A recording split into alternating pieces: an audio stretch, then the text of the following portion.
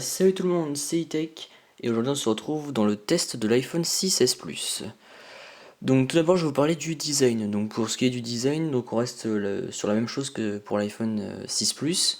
La seule chose qui change c'est l'apparition du S là derrière, et j'ai aussi l'impression que quand on met le profil, la lentille sort un peu moins que sur les anciens iPhone 6. Bon, après c'était juste mon impression, mais bon c'est voilà, je trouve ça pas mal. Aussi niveau design, donc on a la nouvelle couleur, donc l'apparition de l'or rose, et on a aussi un nouvel alliage. Donc le nouvel alliage, bon, par contre on sent qu'on a plus de poids, mais on n'a pas un iPhone qui va se plier comme ceux de l'année dernière. Et on a aussi le 3D Touch qui fait que que le téléphone pèse plus lourd. D'ailleurs en parlant de 3D Touch, donc là comme vous pouvez le voir, donc quand on fait des actions comme ça, vous voyez c'est pas mal du tout. Quand on Pareil, pour les messages, on peut composer des messages rapidement. Pour l'appareil photo, on peut prendre des selfies, on peut enregistrer une vidéo, donc c'est pratique. Dans les notes, on peut aussi, par exemple, bon là ça charge, on fait continuer, on va faire une nouvelle note. Et donc là, vous voyez, on peut aussi, en appuyant fort, on peut aussi utiliser notre curseur. Donc je sais pas si vous voyez là la petite barre jaune qui se promène, mais voilà, c'est le curseur qu'on fait grâce au clavier. On a aussi grâce à ça les live photos, donc quand on reste appuyé plus longtemps, donc voilà ce que ça donne.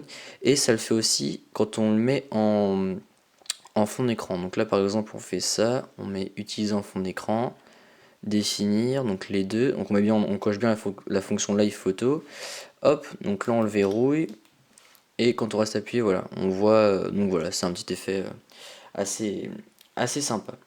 Maintenant, je vais vous parler du 3D Touch. Donc 3D Touch, Apple nous dit que c'est 2 fois plus rapide qu'avant.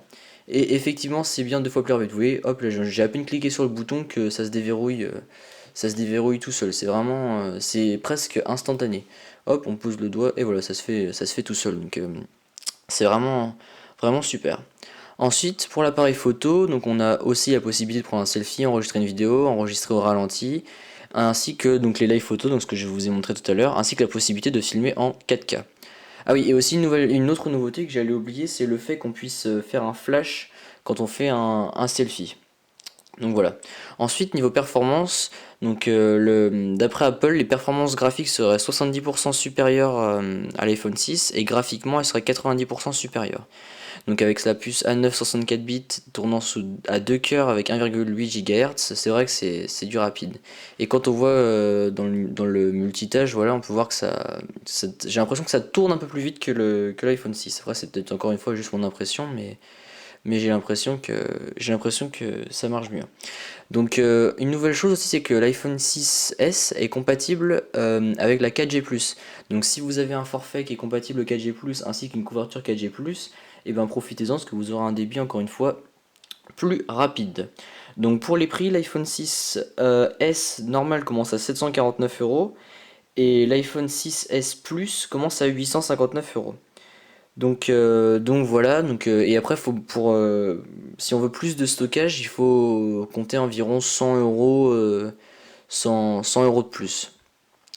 Donc voilà, donc c'est tout pour cette petite vidéo assez rapide sur le test de l'iPhone 6S Plus. Donc je vous ferai une autre vidéo prochainement avec un test plus détaillé et plus complet ainsi qu'avec mon avis. Donc voilà, likez la vidéo et abonnez-vous. Allez, salut!